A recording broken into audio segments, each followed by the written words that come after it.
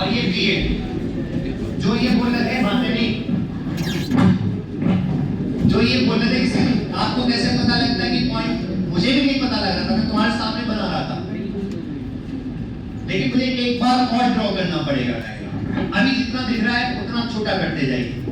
क्या ए और बी के बीच में ये तो कंफर्म है ना, ये सीरीज में है, जहां दिख रहा है वहां तो देखो।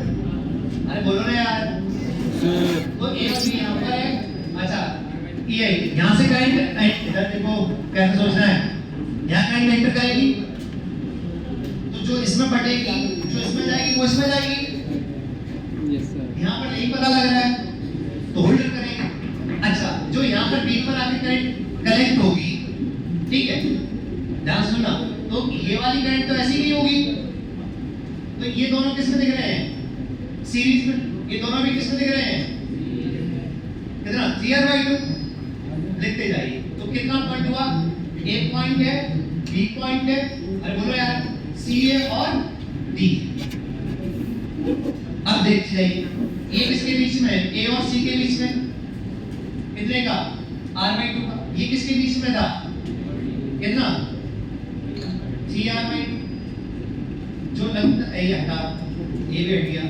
ये किसके बीच में है, सी और डी के बीच में, कितना r/2। अरे बोलो ना यार,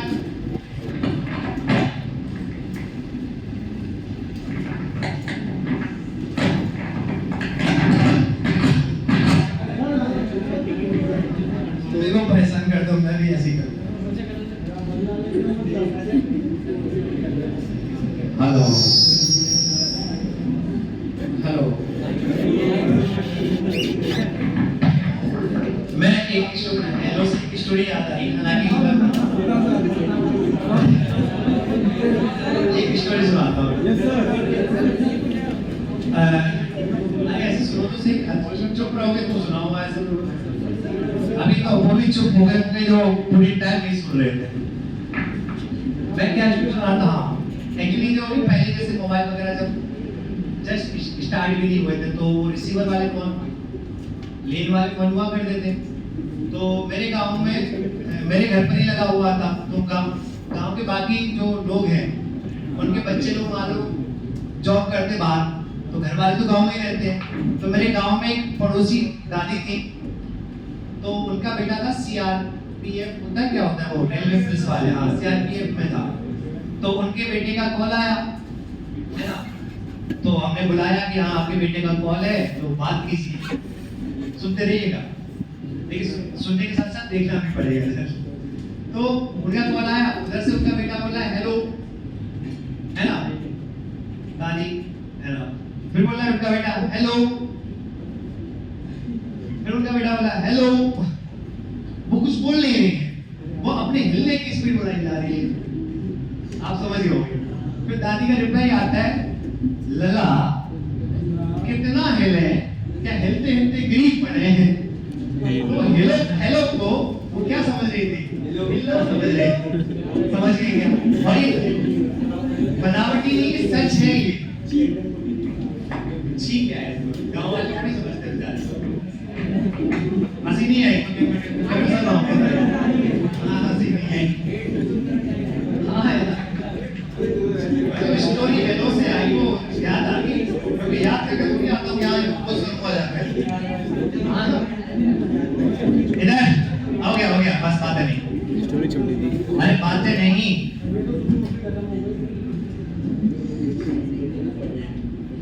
कहाँ तक पहुँच गए थे, ए और सी वाला लग गया था, ए क्रॉस सी और डी के बीच में r/2,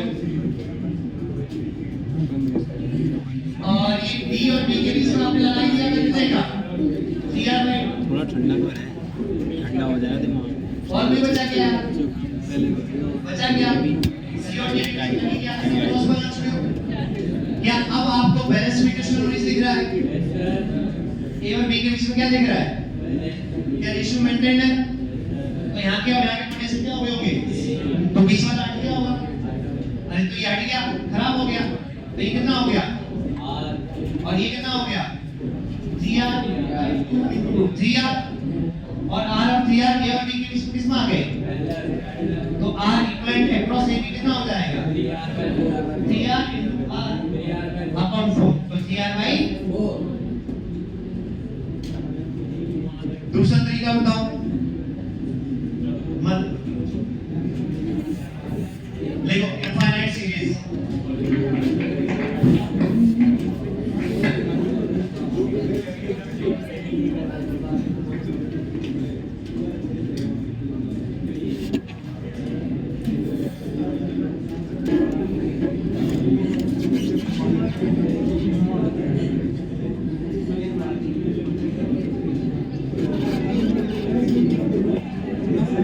इनफाइनाइट सीरीज लिखवाया था इनफाइनाइट सीरीज लिखवाया ना सारी ऐसी बात कर दिया था सब पर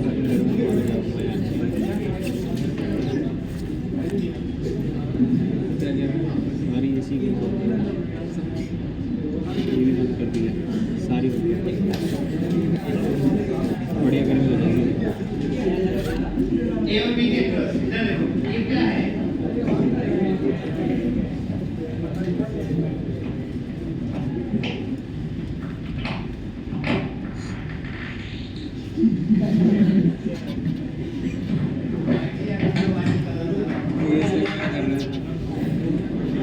अजीब आवाज़ निकाल रहे सर वॉल्यूम बढ़ा दो। देखिए इसमें तो उनको भी दिक्कत है ना जो बेचारे चुपचाप समझ रहे हैं सीख रहे हैं उनको कष्ट क्यों है उनकी वजह से उनको डांट पड़ी है पढ़ना नहीं चाह रहे। देखो ये क्या है ये प्राइवेट टाइप का है कैसा है ये मान लो ये तुम्हारा फ्लोर था तो इसमें 4 साइड्स होगी अरे बनना यार चारों का एक पर एक बीच में पॉइंट लो फिर चारों कॉर्नर्स को ऐसे जोड़ो प्राइवेट बनेगा कि नहीं बनेगा। तो ये 3D ऑब्जेक्ट है ना तो ऐसे आपको नहीं देखेगा तो इसको पिच कर लो फिर से पिच करने कैसे हो जाएगा क्या जो ये पॉइंट का नाम मान लो P है क्या P पॉइंट बीच में आ जाएगा फिर आपको दिख जाएगा कर लेना है ना होमवर्क सब आ रहे हैं सब समझा तो दिया क्या था हाँ ए और बी के बीच में इधर देखो इधर ये इधर समझो ये 4 एक्शन ऐसे R ये पॉइंट ये बी पॉइंट एक बी पॉइंट यहां पर है एक यहां हो गया ऐसे एक यहां हो गया एक यहां हो गया और एक ए और बी के बीच में रेजिस्टेंस है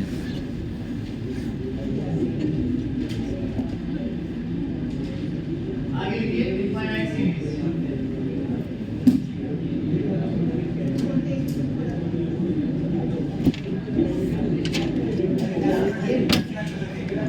अरे अभी डिस्कशन नहीं कर रहे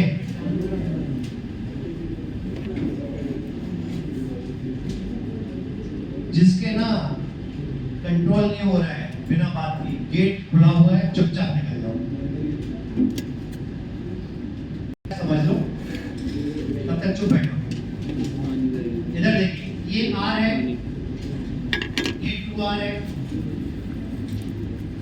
ये R है ये 2R है ये R है ये 2R है और ऐसे ही कहां तक जा रही सीरीज इनफाइनाइट और आपसे पूछा गया A और B के बीच में क्या निकालिए R फंडामेंटल क्या कहता है बैठी लगाओ I बढ़ाओ E by I हमारा आंसर होने वाला है I यहां तक पहुंचा I उधर गया I माइनस I उधर गया करते रहो इनफाइनाइट ये तो फंडामेंटल कहता है तो इस ऑब्वियस बात है फंडामेंटल तरीके से सॉल्व नहीं करने बैठोगे इनफाइनाइट इक्वेशंस बनाओगे क्या लॉजिक क्या है समझिएगा।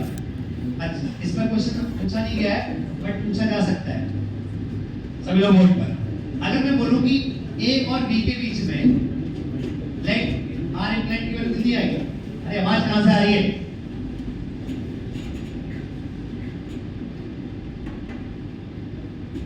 एक एग्जांपल आ रहा है बोल दूं क्या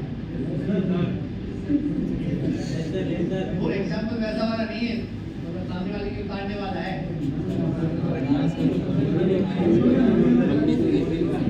मैंने बोला सुनो मेरी बात छोड़ो मैंने बोला कि A और B के बीच में R इक्वलेंट कोई तो फाइनाइट वैल्यू आएगी तो मैंने कितना मान लिया x अरे बोलो किस पॉइंट के बाद सर्किट रिपीट हो रहा है क्या इसके बाद क्या वैसे ही मिल रहा है 2R R 2R मिल रहा है कि नहीं मिल रहा है?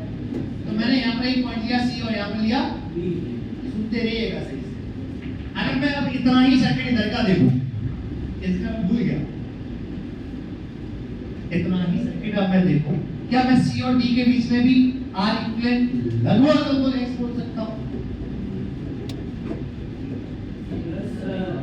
इनफाइनाइट सीरीज ऐसे तो सॉल्व करते थे मैथ्स में। मैंने बोला कि पूरा अगर मैं देखूं A और B, उनके बीच में कितना है, फिर रिपीट कहां से होता है, R 2R R 2R। मैंने कहा इससे इधर का देखना चाह रहा हूं, इधर का भूल जाओगे। तो मैंने कहा इतना अगर इसके इनफाइनाइट सीरीज में इतना नहीं भी जुड़ेगा, कोई शेयर में फर्क पड़ेगा क्या मैथमेटिकली? तो क्या मैं बोल सकता हूं बेटा कि यहाँ पर C और D के बीच के इधर के सभी का कितना होगा, XC होगा। तो मैंने कहा C से लेकर D तक के बीच का सारा हटा दो, सारा, और कितना लगा दो, X। ध्यान से सुनिएगा, तो क्या सर्किट बना जाए फिर, ये R है, ये 2R है, और C और D के बीच में कितना आ गया, अरे बोलो X। क्या अब A और B के बीच में ये सबका कशा ले सकते हो, ये दोनों किसमें आ गए, तो ये कितना हुआ 2RX upon 2R plus X, यहाँ पे एक लगा होगा, फिर R इसके साथ किसमें आ गया, क्या यही R इक्विवेलेंट अक्रॉस AB है, जिसको आपने क्या माना था, जिसको आपने क्या माना था, अरे चमका क्या, XC हमारा आंसर होने वाला है। X में इक्वालिटी कितने से बनती हुई दिख रही होगी, तो दो रूट्स आएंगे, एक पॉजिटिव आएगा और एक रेजिस्टेंस, प्योर पॉजिटिव चीज है, तो रेजिस्टेंस जो नेगेटिव होगा वो सब क्या हो जाएगा, रेजिस्टेंस। अरे चमका क्या, तो आप करना क्या है, सिंपली जिनके बीच में निकालना है उतना X मान लीजिए, फिर देखो सर्किट कहां से रिपीट हो रहा है, फिर वापस से दो पॉइंट्स लीजिए, उसके बचे हुए सर्किट का फिर से कितना मान लीजिए X, फिर जो सर्किट आपने रीअरेंज करके वापस से बनाया उसका R इक्विवेलेंट A और B के बीच में निकालिए, और वो किसके इक्वल रख दीजिए, X के। अरे कोई तो माना था, इसके बीच में कितना माना था, X माना था। समझे कैसे करना है,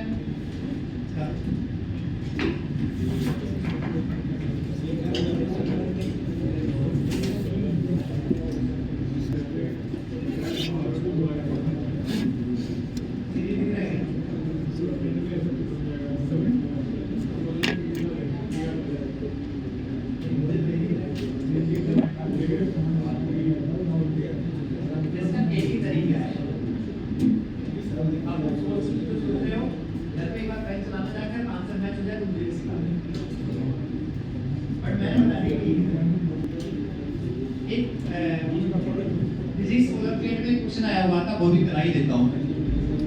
ये ओलंपियाड वगैरह में आते हैं, जेईई में नहीं आते।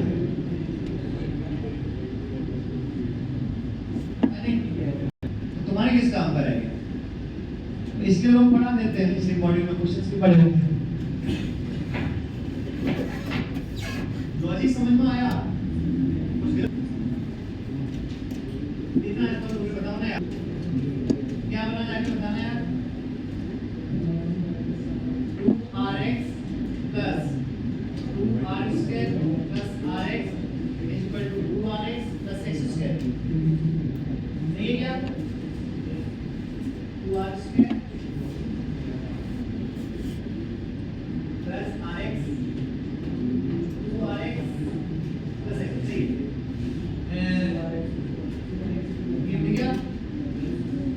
और x square minus rx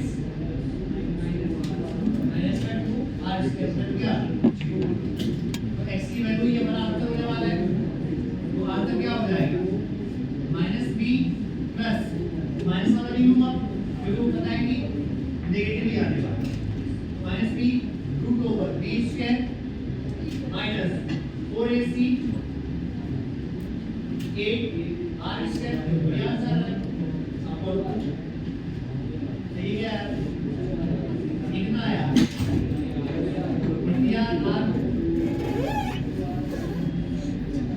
answer कितना आया,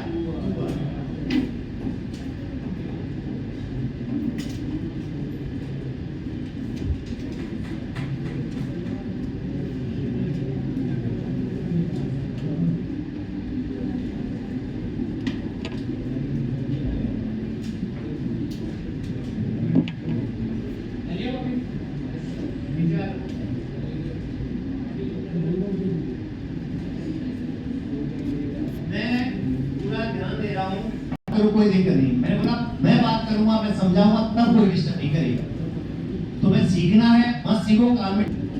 यार मैं वो क्वेश्चंस कराने भूल गया था, उस पर मैंने आपका वो पॉलिसी ट्रेनिंग है मानते नहीं, फिर वही बात। अरे बंद करो, चुप हो जाओ। कितना भी पेट दर्द कर जाए ना, चुप हो जाएगा। कितने भी इंपॉर्टेंट डिस्कशन हो, वो तुम्हारा भी लॉस है भाई, नहीं सुनोगे। मैंने आप लोगों को वो बताया था कि रेजिस्टिविटी का वेरिएशन टेम्परेचर के साथ होता है। तो आप एक बार एक काम कीजिए, जो पेज नंबर में बता रहा हूँ आपको, सभी लोग अपना मॉड्यूल खोलो। Page number 111 temperature dependence of resistivity. 111 number page पे जाइए मॉड्यूल का। कोई नहीं, अपन वापस से जा रहे हैं। 111 111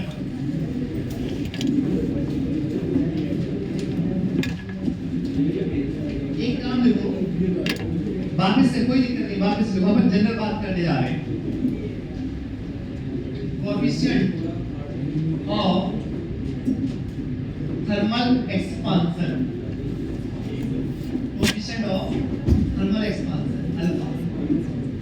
आइए अल्फा जो है, ध्यान सुनो, मैं लेवल वाली बातें नहीं करने वाला हूं, इसलिए बोल रहा हूं। Coefficient of thermal expansion alpha, कोई भी फिजिकल क्वांटिटी जो टेम्परेचर के चेंज होने से चेंज होगी, उसके लिए अल्फा डिफाइन। मैंने क्या बोला? कोई भी फिजिकल क्वांटिटी, तुमने दो चीजों के लिए अल्फा पढ़ा होगा, एक रेजिस्टेंस के लिए और एक लेंथ के लिए। रॉड वगैरह, मेटलिक रॉड टेम्परेचर देते हैं या हीट देते हैं, टेम्परेचर बढ़ता है, टेम्परेचर बढ़ जाते हैं तो बीच एवरेज गैप बढ़ जाता है, तो आपको एक इनलार्जमेंट दिखता है। अरे थर्मल एक्सपांशन पढ़ा है ना चैप्टर 11th में, तो ये पढ़ा है ना आपने। तो मैंने बोला कि अल्फा हर उस चीज के लिए डिफाइंड है जो टेम्परेचर के चेंज होने से चेंज होता है। अगर तुम्हारी हाइट टेम्परेचर के चेंज होने से चेंज होती है तो तुम्हारे लिए भी अल्फा डिफाइंड, मतलब हाइट अल्फा होता है। बट अल्फा डिफाइन क्या किया गया, ध्यान सुनिएगा। अल्फा क्या डिफाइन किया किसी भी चीज का? अगर मैं एक यूनिट फिजिकल क्वांटिटी लूं,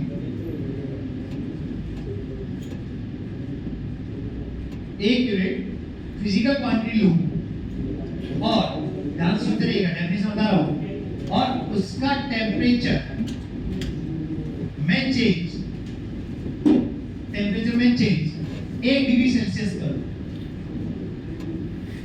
तो उस फिजिकल क्वांटिटी में जो चेंज होगा, में जो चेंज आएगा, वो चेंज आएगा, डेफिनेशन समझिएगा, वो ही उसका क्या कहलाएगा? अल्फा कहलाएगा। क्या कहलाएगा? मैंने कहा एक यूनिट ऑफ फिजिकल क्वांटिटी लूं और एक यूनिट समझते हैं, अगर मैं रॉड की लंबाई 1 मीटर ले रहा हूं तो ये 1 यूनिट लेंथ होगी, और इसका टेम्परेचर कितने से बढ़ाऊं? 1 डिग्री सेल्सियस से, तो इसकी जो लंबाई में चेंज आएगा। मान लो 10 की लंबाई 10.2 हो गई, चेंज कितना आया? 0.2 का, वो 0.2 ही इसका क्या कहलाएगा? अल्फा कहलाएगा। अरे समझे क्या? अच्छा ध्यान से देखिए, तो फॉर्मूला बनाने की कोशिश करते हैं। मैंने कहा 1 यूनिट लेंथ ली और टेम्परेचर में चेंज डेल्टा टी, बोलो 1 डिग्री सेल्सियस किया, तो चेंज इन लेंथ और चेंज इन फिजिकल क्वांटिटी कोई भी हो सकती है ना यार। तो पी क्यू क्या है? फिजिकल क्वांटिटी, वो चेंज किसके इक्वल आया? अल्फा के। अगर ध्यान सुनते रहिएगा, अगर मैं फिजिकल क्वांटिटी की वैल्यू, फिजिकल क्वांटिटी की वैल्यू, अरे अमाउंट बता रहा हूं, अमाउंट में कितना? अरे आवाज मत करोगे, विचारों में इसलिए बोल रहा हूं कि आवाज आ रही बार बार। अगर मैं पी यूनिट लूं, अरे पी कुछ भी हो सकता है, लंबाई हो सकती है, रेजिस्टिविटी हो सकती है, रेजिस्टेंस हो सकता है, प्रेशर हो सकता है, वॉल्यूम हो सकता है, तुम्हारी हाइट हो सकती है, कुछ भी हो सकता है। क्या जनरल बात समझ में आ रही है? क्या आपने केटीजी एंड थर्मोडायनेमिक्स में क्या अलग-अलग प्रोसेस के लिए आपने अल्फा डिफाइन किया है कि नहीं किया है? अल्फा और बीटा किए कि नहीं किए हैं? अरे प्रेशर भी होता है ना टेम्परेचर के चेंज होने से, तो उसका भी अल्फा डिफाइन। जनरल डेफिनेशन पढ़ो, कल को क्वेश्चन पूछा गया कि बताओ इसका अल्फा बताओ, बता ही नहीं पाओगे क्योंकि तुम्हें बता ही नहीं है।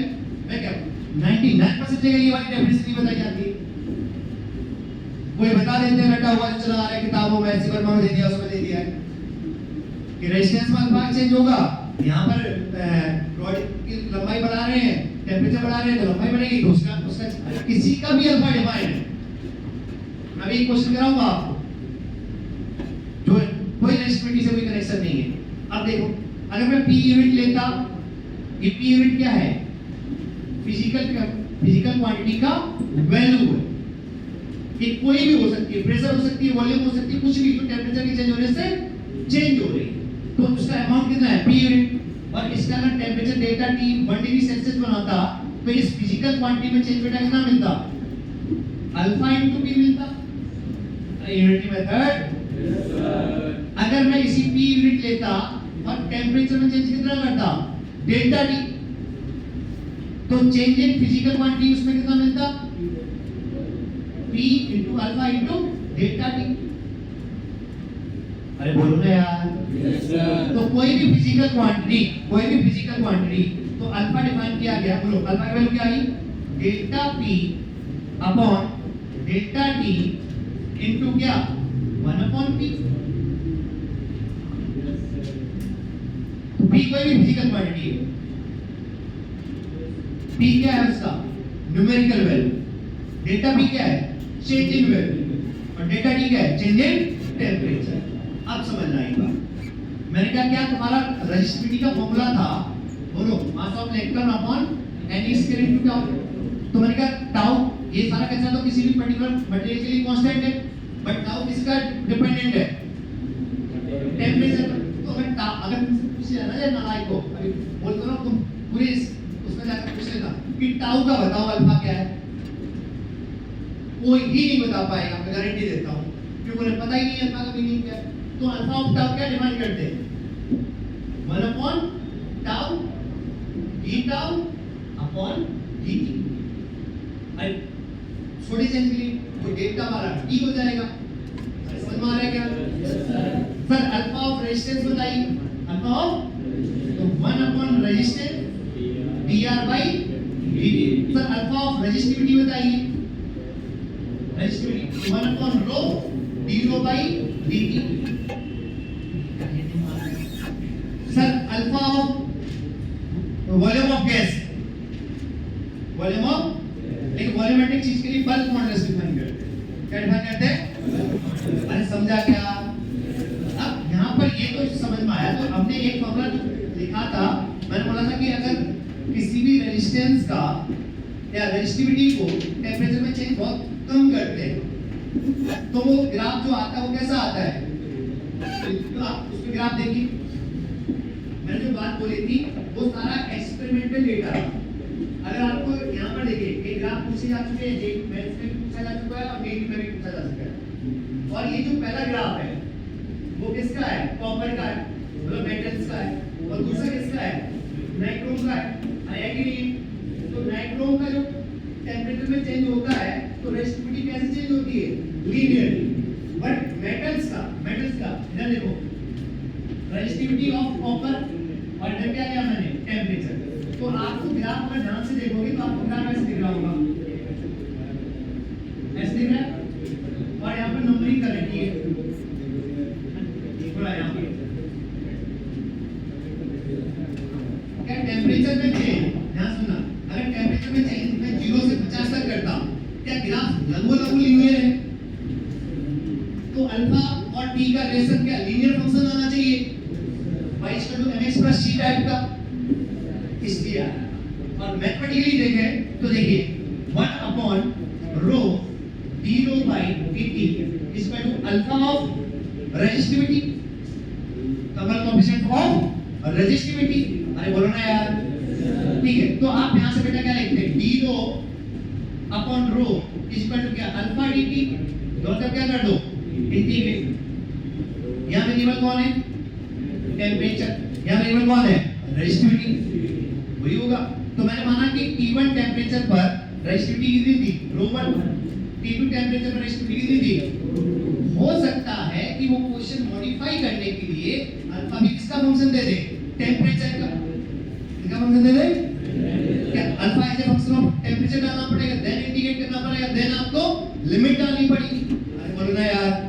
लेकिन जनरली अल्फा हमारे सिलेबस पाया जाता है? कांस्टेंट। अरे बोलो ना यार, इसका बेटा इंटीग्रेशन क्या होगा? ln रो लिमिट रो 1 से लेकर अल्फा बार आ गया, dt का इंटीग्रेशन t, तो ये क्या डेल्टा t हो जाएगा? अरे लिमिट डाल दो, तो ln रो 2 माइनस ln रो 1 इसका तो क्या? Alpha delta t। अरे बोलो ना यार, तो इस रिलेशन को एंटी लॉग ले लो क्या? पहले log n minus log n वाला फॉर्मूला लगा दो, तो ये क्या हो गया? ln रो 2 अपॉन रो 1 इसका टू अल्फा। अब एंटी लॉग ले लो, तो rho 2 is equal to rho 1 a की पावर अल्फा डेल्टा t। ये एग्जैक्ट रिलेशन है, ये क्या है? Exact relation. अब इसमें भी जो हमने लिखा था पहले, मैंने पहले ही आपको लिखाया था, इफ, क्योंकि ये वाला रिलेशन बहुत कम यूज होता है। भले तुम्हारे सीट में क्वेश्चन डालेंगे, जे नहीं पूछेगा, आज तक नहीं पूछा ये वाला रिलेशन। अरे वो मैथ्स नहीं पूछना चाहता, नहीं मैथ्स तो है, तो बोलेगा if alpha delta T much much less than 1, क्योंकि अल्फा की रेंज चली होती है 10 की पावर -4 की। ध्यान सुनते रहिएगा, अगर टेंपरेचर में चेंज आपने 200 500 कर दिया तो अल्फा डेल्टा टी 1 के थोड़े इर्द-गिर्द जाएगा। तो आपको बताइए बाइनोमियल एप्रोक्सीमेशन में e की पावर x का एक्सपांशन क्या होता है? 1 plus x square by 2 m और पूछ सकता है। अगर x की वैल्यू 1 से छोटी है तो x की हायर पावर 1 के कंपैरिजन में क्या मैं नेगलेक्ट कर सकता हूं? अरे 10 की, मान लो अल्फा डेल्टा t की वैल्यू 10 की पावर -3 टाइप की है, तो इसका स्क्वायर करोगे तो 10 की पावर -6 टाइप का। फिर अगली मैं क्यूब आएगा अगली टर्म में, एक्सपांशन पढ़ा है क्या? Yes sir. तो क्या 1 के कंपैरिजन में उनको नेगलेक्ट कर सकते हैं? Yes sir. वही क्या समझे क्या? तो क्या करेंगे? तो रो 2 इज इक्वल टू इसका एक्सपांशन लिखते 1 प्लस अल्फा। अरे बोलो ना यार। अच्छा सर, आप अभी बता रहे थे कि ध्यान सुनिएगा, आपको कैसे निकालना सभी का अल्फा, कैसा भी अल्फा हो, आपको दिया एक रेजिस्टेंस है, क्या रेजिस्टेंस भी उसके साथ चेंज होता है टेंपरेचर के साथ, तो इसके लिए अल्फा हमने लिखा था कितना? अल्फा बाय जीएस में आया वो कुछ नहीं है, और ये दूसरा रेजिस्टेंस है उसके लिए अल्फा कितना लिखा था? अल्फा। अब आपसे बोला गया, कि इन दोनों को किस में कनेक्ट कर दिया? सीरीज में। तो सीरीज में एक आर इक्विवेलेंट आएगा, सीरीज में क्या आएगा? तो उस आर इक्विवेलेंट का अल्फा बताएं। तो आपसे क्या पूछा गया? Alpha of equivalent resistance. रुक जाओ, एक क्वेश्चन है आपकी सीट में, पूछोगे। दूसरा जब इनको पैरेलल में जोड़ दिया जाए तो अल्फा ऑफ इक्विवेलेंट रेजिस्टेंस बताइए। तो आपको इस टाइप के क्वेश्चन में क्या करना है? सभी लोग बोलना। पहले तो पहला क्या हमें पता, सबसे पहले क्या लिखेंगे? क्या हमें, तो हमें ये पता है कि आर इक्विवेलेंट बेटा जो होता है, क्या वो सीरीज में R1 प्लस R2 होता है।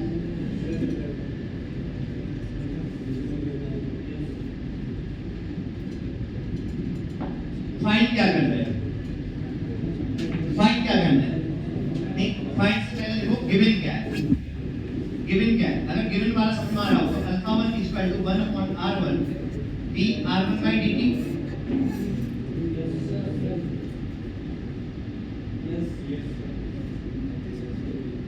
और दूसरा क्या पता है? 1 upon R2 d R2 by dt। ये गिवन, ये पता है, ये गिवन। फाइंड क्या करना है?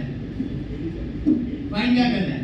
अल्फा ऑफ आर इक्विवेलेंट, तो वो होगा क्या? 1 अपॉन आर इक्विवेलेंट, अरे बोलो ना यार, D R equivalent upon dt। यही तो फाइंड करना है। तो अब बस उसके बाद क्या करना है? जो तुम्हें पता है उसी को क्या कर दो? डी के रिस्पेक्ट में क्या कर दो? डिफरेंशिएट। तो R equivalent is equal to R1 plus R2।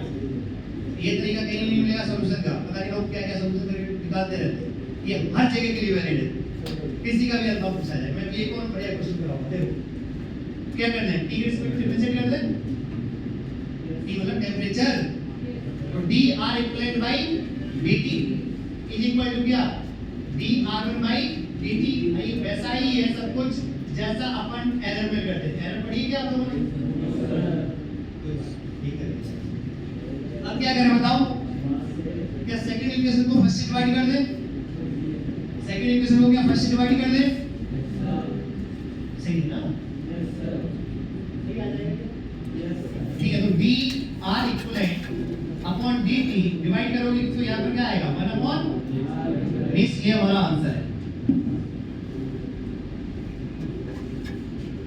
ये मेरा क्या है, अरे है कि नहीं है यार, इज इक्वल टू क्या आएगा D R one by D T plus D R two by D T upon क्या R one plus R two. सही जा रहे हैं क्या अपन, बोल रहे हैं यार क्या, ध्यान सुनिएगा, D R one by D T क्या अल्फा वन आर वन है, D R two by D T, अरे इसको तो लिखा क्या था, क्यों लिखवा रहा था, इसलिए लिखवा रहा था कि वहां जरूरत पड़ेगी। तो आंसर क्या होने वाला है, D R one by D T क्या बेटा अल्फा वन अल्फा टू और अपन में क्या है बेटा, और ये हमारा क्या है, क्या समझा, अरे समझा, आगे देखिए, अगर ये आइडेंटिकल होते आर वन आर टू, एक जी मैंने पूछा, अगर आइडेंटिकल होते तो आर कॉमन आ जाता, नीचे 2 R alpha 1 plus alpha 2 by 2 R. अरे समझा क्या, दूसरा वाला क्या, दूसरा 2 मिनट, दूसरा जब दूसरा पता क्या है, पता क्या है 1 upon R equivalent is equal to क्या, गिवन क्या है alpha 1 equal to 1 upon r1 dr1 by dt, alpha 2 equal to 1 upon r2 dr2 by dt। अरे बोलो ना यार, और उसके बाद क्या पता क्या करना है, पता ही कर लेंगे, हाँ इसको क्या कर दो, डिफरेंशिएट कर दो, 1 अपॉन r का क्या होगा -1 अपॉन r स्क्वायर, फिर r का क्या होगा dr इक्वलेंट बाई dt, इसका -1 अपॉन डिफरेंशिएट करना आता है -1 अपॉन, अरे बोलो ना यार, क्या करें, ये क्वेश्चन नंबर 1 और ये क्वेश्चन नंबर 2 डिवाइड कर दें क्या,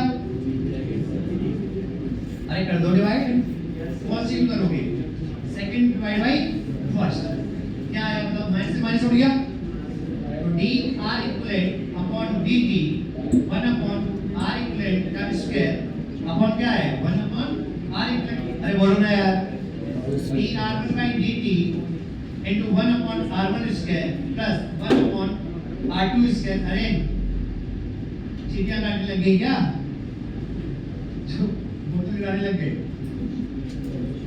डिवाइड करना तो आता होगा, क्या आपको दिख रहा है लेफ्ट साइड में हमारा आंसर आ चुका है, अरे r इक्वलेंट से एक पावर उठ गई, तो ये ही तो हमारा आंसर है यार, तो आंसर इज इक्वल टू क्या,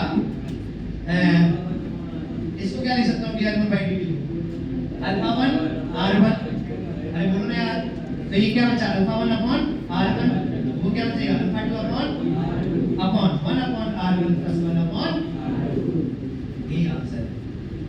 और सुनो 11th का क्वेश्चन, 11th का क्वेश्चन, एक रॉड थी, बातें नहीं, L1 लंबाई थी, इसके लिए कोएफिशिएंट ऑफ थर्मल एक्सपेंशन कितना देखा था अल्फा 1, एक रॉड और थी L2 लंबाई की और इसके लिए कितना देखा था अल्फा 2, एक पॉइंट यहां पर था A और एक पॉइंट यहां पर था, बोला गया अल्फा ऑफ AB बताइए। फिर क्वेश्चन समझाओ, पहले तो ये बताओ क्या कोई भी मेटलिक रॉड को हीट देते हैं तो उसका एक्सपेंशन होता है, तो वो फिजिकल क्वांटिटी चेंज होती है, तो अगर L1 चेंज होगा और L2 भी चेंज होगा तो क्या A और B के बीच की दूरी भी चेंज होगी, इसके बाद A और B के लिए भी अल्फा डिफाइंड है, तो नहीं कर पाते कभी क्वेश्चन, लेकिन कर देता हूं अगर नहीं बताता था। लोग मॉड्यूल और उसके हिसाब से सीट कराने बैठते हैं, मतलब थ्योरी कराने बैठते हैं, क्या ये डिफाइंड है कि नहीं है, कर पाएंगे, कैसे करेंगे, क्या क्या जैसे बताया वी नो, क्या पता है, क्या पाइथागोरस थ्योरम पता है, AB का स्क्वायर इक्वल टू क्या बेटा L1 स्क्वायर प्लस, दूसरा गिवन क्या है अल्फा 1 इक्वल टू, बोलो बोलो 1 upon L1 dL2 by dt और alpha 2 equal to 1 upon L2 dL2 by dt, ये अभी बताया था यार। और जो चाहिए बाहर में क्या डिफरेंशिएट कर दूं, क्या लिखोगे 2ab क्या होगा पहले, फिर dab upon dt equal to 2l1 dl1 by dt। अरे बोलो यार 2l2 dl2 by dt। ये क्वेश्चन नंबर 2 और ये क्वेश्चन नंबर फर्स्ट। क्या डिवाइड कर दूं, जैसे डिवाइड करोगे 2 और फर्स्ट को आपको क्या मिलेगा बताओ, 2 से 2 तोड़ गया तो मैं डायरेक्टली लिख दे रहा हूं 1 upon ab dab upon dt। क्या ये आंसर है, इज इक्वल टू, इसको इससे डिवाइड किया होगा तो l1 dl1 by dt plus l2 dl2 by dt upon क्या बेटा l1 स्क्वायर प्लस जो पता है वहां से डालो। क्या dl1 by dt को अल्फा 1 l1 लिख सकता हूं, तो देखिएगा आंसर क्या आने वाला है, alpha l1 square alpha 2 upon l1 square plus, कर पाएंगे क्या, अच्छा लगा होगा अगर थोड़ा बहुत पढ़ाई से प्यार है ना। इसलिए मुझे बीच में पता नहीं, मैं तो पहले से पूछा था कि आप 12th लोगे पढ़ाने के लिए, मेरा तो बहुत मन था कि आप मुझे 11th के बैचेस दे दो या ड्रॉप करके दे दो। 11th का पूरा कॉलेज है, उस पर कोई भी डिजाइन बनाई जा सकती है, समझ गए ना। 12th का होता है फिजिक्स का, ठीक है,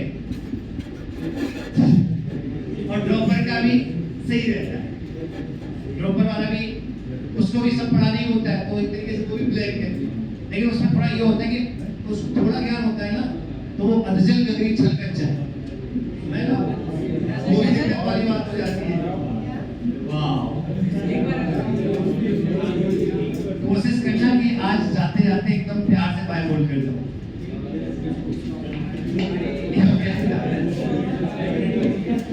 टाइम हो गया वैसे,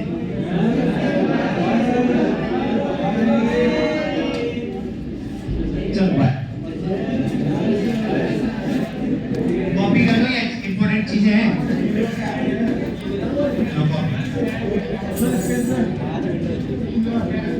ये कॉपी कर